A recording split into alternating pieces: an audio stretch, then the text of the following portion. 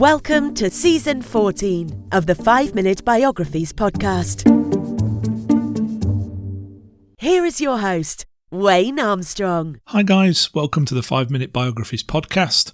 Before we get started, I'd just like to point out that there's no advertising on this podcast, and so if you'd like to support the show, please consider subscribing to the YouTube channel at 5minutebiographies.com/YouTube.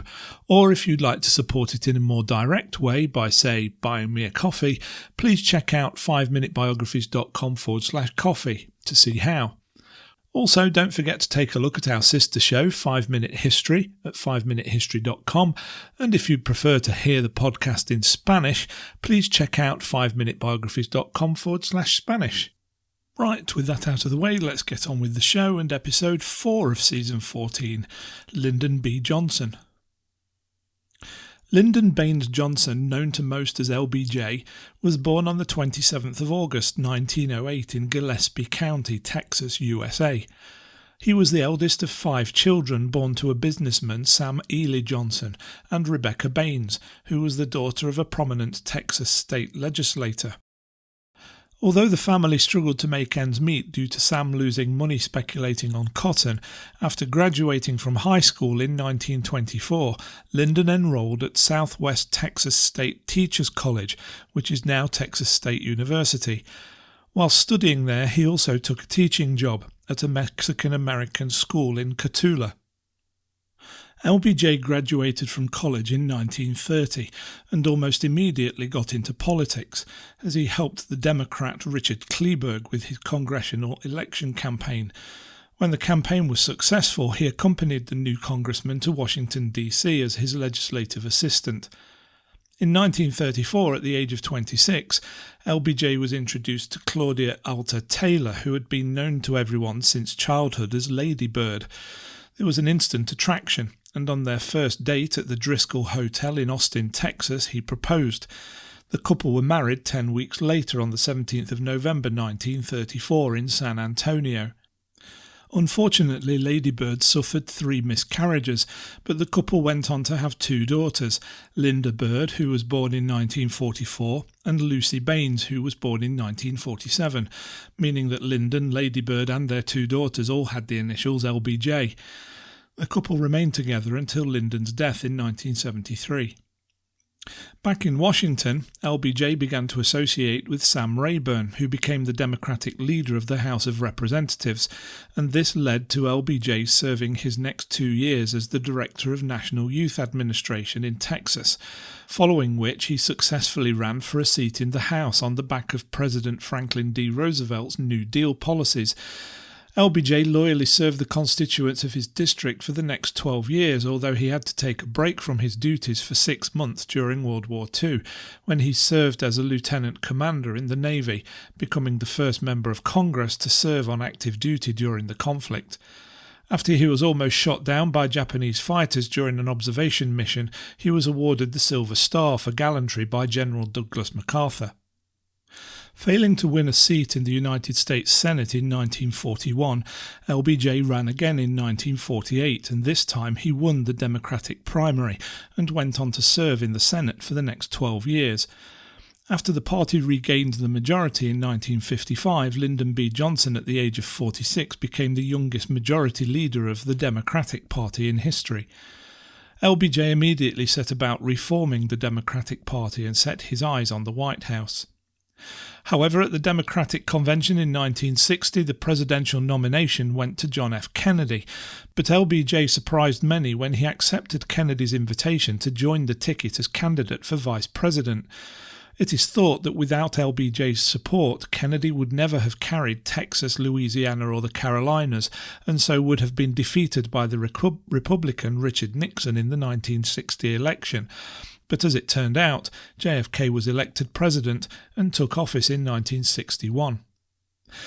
The role of vice president didn't work well for LBJ, and he constantly felt that the Kennedy administration was effectively ignoring him, with Robert Kennedy, the Attorney General, even going as far as to call LBJ a usurper in Kennedy's Camelot. On the 22nd of November 1963, however, everything changed when Lee Harvey Oswald assassinated President Kennedy in Dallas. At 2:38 p.m. on the same day, Lyndon Baines Johnson took the oath of office while standing on board Air Force One, becoming the 36th President of the United States. One of his first acts as Commander-in-Chief was to commission an investigation into the assassination of the President, which was led by the Chief Justice of the United States, Earl Warren. The Warren Commission ultimately concluded that there had been no conspiracy in JFK's death. On the 27th of November, LBJ addressed a joint session of Congress and urged the passing of Kennedy's legislative agenda, paying particular attention to the Civil Rights Bill, which was finally passed in June, resulting in the Civil Rights Act being signed into law by Johnson on the 2nd of July 1964. It was a profound piece of legislation, going a lot further than Kennedy had planned. With its passing, racial segregation and discrimination in public places was prohibited, as was racial and sexual discrimination in employment. At the University of Michigan in May 1964, LBJ had outlined his domestic agenda, which he called the Great Society Program. It started with the Civil Rights Act, but more was to come, including measures to fight poverty and new legislation establishing the Job Corps for the unemployed. The Voting Rights Act of 1965 abolished literacy tests and other tactics used to prevent African Americans from voting.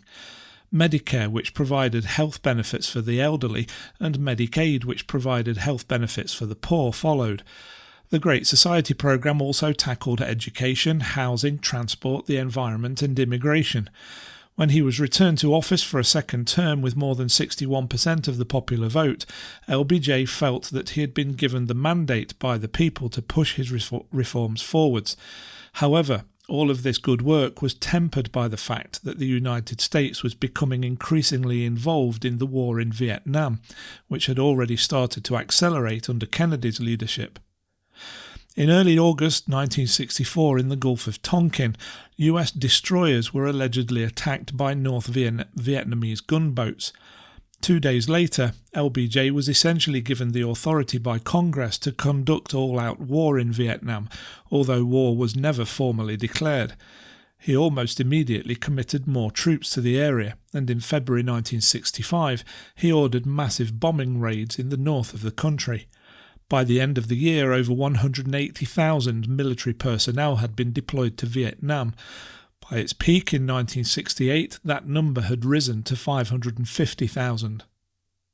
Consequently, American casualties started to increase, and with this the president's popularity started to decline. Student demonstrations against the war started in 1965, and this spread to other parts of the US population, and by 1968 many prominent political figures were calling for an end to the war. What's more, to pay for the war, a significant amount of money was being diverted away from the Great Society Program, with the result that a large number of African Americans were still living in slums, were still unemployed, and were still suffering from inadequate medical care. And so discontent in the general population continued to grow.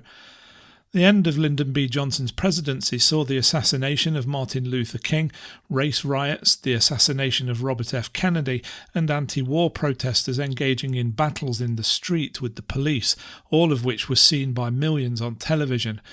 After the Democrats lost the next election to Richard Nixon, Lyndon B. Johnson retired to his home, the LBJ Ranch in Texas, where he settled down to write his memoirs.